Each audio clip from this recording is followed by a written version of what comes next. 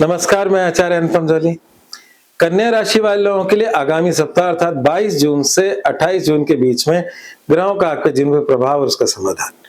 पर सबसे पहले मैं चर्चा करना चाहूंगा और बोलना चाहूंगा कि मैं इतनी राशियां बता रहा हूं, इस समय सबसे ज्यादा भाग्यशाली कन्या राशि वाले हैं और जिनका कन्या लग्न है उनको भी इसमें शामिल करना होगा। तो कन्या लग्न और कन्या राशि वाले दोनों के लिए समय सांसारिक उन्नति का है, मतलब जिसमें आप हर प्रकार की आर्थिक उन्नति कह सकते हो। जो मेटेरियलिस्टिक वर्ड है उसमें प्रोग्रेस का समय बेस्ट चल रहा है। अगर हम देखें तो किसी भी ग्रह की पोजीशन बुरी नहीं है। आप ये देखें कि सारे ग्रह केंद्र, त्रिकोण और लाभ भाव में हैं और छठे, आठवें, 12वें में सिर्फ राहु और केतु है, मतलब छठे में राहु और 12वें में केतु है।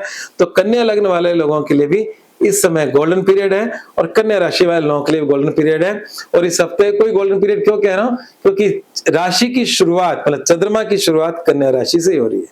तो ये हफ्ता चंद्रमा कन्या राशि से शुरू होकर वृश्चिक राशि तक चंद्रमा का सफर रहेगा और ये पूरा सफर में ना चौथा राशि आ रही है, ना आठवीं राशि आ रही है, ना 12वीं राशि आ रही है। मतलब कन्या राशि से 4, 8, 12 से चंद्रमा नहीं गुजरेगा। तो कुल मिला के बात है, ये हफ्ता very very very much fruitful. आपके जीवन के अंदर स्वास्थ्य, संपन्नता, आपका वर्चस्व, सब चीज में वृद्धि हो रही है। जैसे मैंने बोला, मेटेरियलिस्टिक वर्ल्ड के अंदर आपकी उन्नति के योग हैं। और सूर्य जो है, जो बहुत ही इंपॉर्टेंट होता है, हालांकि यहाँ पर कन्या राशि में सूर्य 12वीं राशि का स्वामी होता है, पर 10वें घर से गुजरता सूर्य भी गोचर का, यहाँ मैं लग्न और गोचर दोनों को अलग अलग ले रहा हूं। गोचर का सूर्य राशि से 10वां आपके कार्य क्षेत्र में वृद्धि कराता है और सारे ग्रह गोचर के अंदर 11वीं राशि से गुजर के लाभ ही देते हैं। लग्न कुंडली में फिर भी 11वीं राशि को हम मतलब छठे से छठा भावात भवम के अनुसार उस ग्रह में पीड़ा भी बताते हैं, पर यहाँ ऐसी स्थिति नहीं है। आपके 3 ग्रह उच्च का बृहस्पति, बुध और शुक्र। बुध आपकी राशि का स्वामी है, वो आपके मतलब लाभ भाव में है।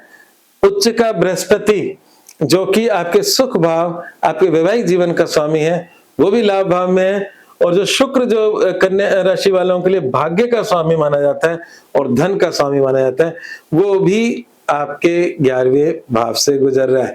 इस समय को बिल्कुल मत गवाओ। मैंने शुरुआत इसलिए बोला था कि सारी राशियों में सबसे लकी राशि और लग्न यही लग रहे हैं इस समय।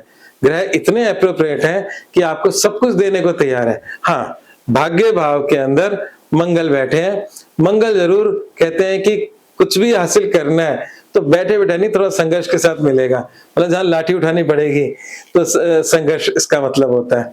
तो संघर्ष के साथ हर चीज आपको प्राप्त हो रही है, इसमें कोई शक नहीं है। तो मंगल संघर्ष देता है। अगर मंगल यहाँ भाग्य भाव में ना होता तो कई बार इजी चीजें भी मिल जाती हैं। तो संघर्ष के साथ हर चीज प्राप्त हो रही है, इसमें मुझे कोई शक नहीं है। अब इसमें जहां तक अगर हम देखें उपायों की, अगर हम बात करें तो उपाय भी अगर आपको करना है इस पूरे कार्यक्रम में, तो कन्या राशि में मेरा ऐसा मानना है कि मंगल ग्रह कोई खास अच्छा ग्रह नहीं होता। अष्टम का स्वामी है और अष्टम उसकी मूल त्रिकोण राशि है।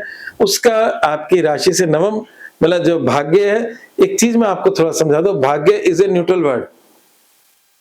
सौभाग्य दुर्भाग्य उसके साथ जुड़ता है, ठीक है ना। सौ जुड़ गया तो अच्छा भाग्य हो गया, दुर जुड़ गया तो बुरा भाग्य हो गया। ऐसी लक जो है वो न्यूट्रल वर्ड है, गुड लक या बैड लक। तो ये आपका जो है लक वाला खाना है। अब ये न्यूट्रल ही होता है सबके। अब किसी का अच्छा भाग्य, किसी का बुरा भाग्य, तो मंगल यहाँ बैठ गए, इसका मतलब कुछ ना कुछ संघर्ष देना शुरू कर दिया। चीज आपको वन गो में प्राप्त नहीं हो रही, थोड़ा अपने ही पैसे के लिए बोलना पड़ रहा है, भाई पैसे दे दो, तभी पैसे मिल रहे हैं, है ना, शांति से नहीं मिल रहे हैं। तो मंगल थोड़ी सी अशांति देता है। मंगल का उपाय कर लो, सब अच्छा हो जाएगा। तो महा उपाय में इस पर हमने मसूर की दाल का दान करना लिखा। और मसूर की दाल मंगल को रिप्रेजेंट करती है। जो साबुत धुले हुए जो पिंक कलर की दाल होती है वो मसूर की दाल कहलाती है। उसको आप मंगलवार को दान करें, जिससे आपको मंगल का भार थोड़ा सा कम हो और शेष ग्रह आपको अच्छे रिजल्ट दे पाने में सक्षम हो।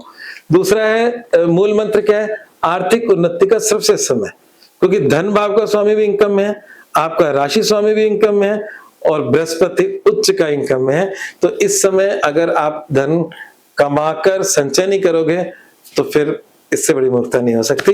इस समय का सदुपयोग नहीं करोगे तो इससे बड़ी मूर्खता नहीं हो सकती।